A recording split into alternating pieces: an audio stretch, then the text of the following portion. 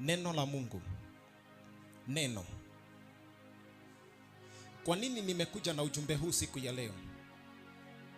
Kwa sababu tunaishi wakati ambao Wakristo hawatilii maanani habari za neno la Mungu. Wengi wanataka miujiza.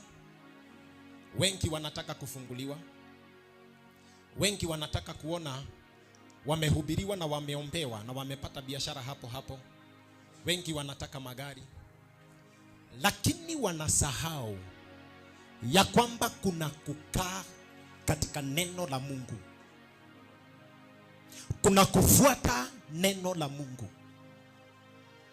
Kuna neno ambalo linalopaswa kukuongoza na kuwa katika maisha yako. Na hii ndio maana tuko na Wakristo wengi wako na mabibilia katika nyumba zao, lakini hawasomi. Na si ajabu upate ya kwamba hata leo hii tukitoka kwa ibada, tutaenda turudisha ibada Bible zetu mahali huwa tunaweka. Na kutoka hapo Biblia zetu tutazikumbuka siku ya Sunday wakati tutakuja kwa ibada.